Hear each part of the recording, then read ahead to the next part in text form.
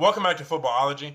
So in this video, I want to answer you guys' questions. Any football questions that you might have, fantasy related, from the previous week, just anything along those lines. I want to give you guys my opinion. I want to hear from you guys as well. So don't hesitate to drop anything in the comment section below. Don't hesitate to hit me up on Twitter, or don't hesitate to hit me up on IG. I really want to hear from you guys, and this video is pretty much predicated off of what you guys give me. So if you ask the question, I will definitely answer the question.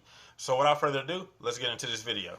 So unfortunately, I have 2 questions this week, but hopefully next week I have more questions from you guys. So definitely don't hesitate to hit me up on Twitter, Instagram, and definitely in the comment section below. I'm looking for those questions. I want more questions. So like I said, unfortunately only 2 this week, but hopefully next week I have more. So I had Jared hit me up on Twitter. He asked me what are some challenges that AB could possibly face in New England, and what can he do to be more successful, excuse me.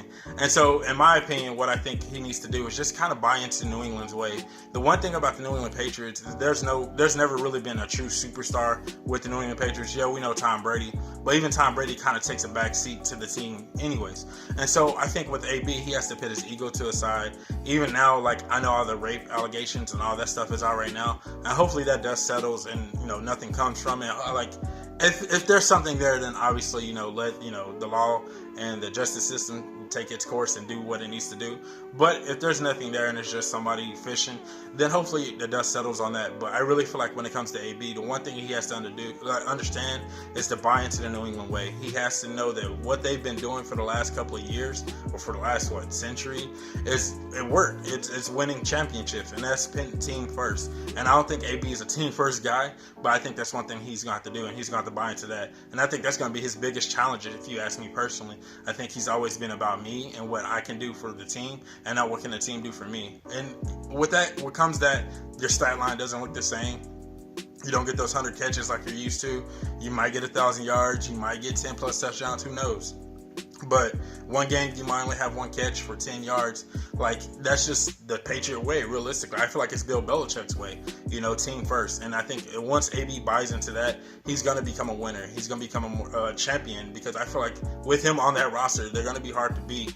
But that's all he has to do, just buy in. I had another buddy hit me up on Facebook asking me, why did the Houston defender touch Ted Ginn down on that last play? I think 2 reasons. One, as a defender, I think out of habit, you just touch a ball carrier when he's down. 9 times out of 10, if he's standing upright, then you try to hold him upright, but then you might get a delay of game. But once he's on the ground, you just touch him. I think pretty much out of habit. And then also, if Ted Ginn gave himself up, which he did in that situation, the refs would have blew it dead anyways. The Saints had a timeout in their pocket to hit the game-winning field goal.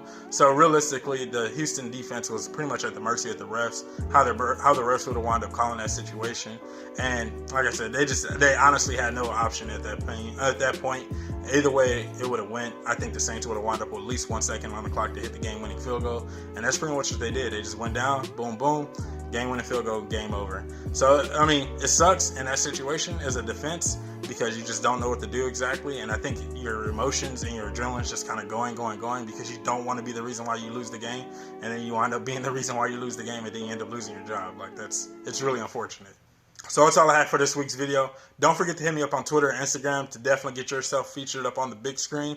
And then we can just ask any question that you want, pretty much fantasy, about your team, about the previous week's games, whatever you have, I'm here to answer them. And I'm kind of excited to hear from you guys and see what you guys have for me. And I'm going to give you guys my best answer. And if you agree, that's cool. If you don't, then I'm just going to be honest with you, 100% honest with you guys. But if you're not a Footballologist yet, go and subscribe to the YouTube channel today, become a Footballologist, and stay safe, football fans.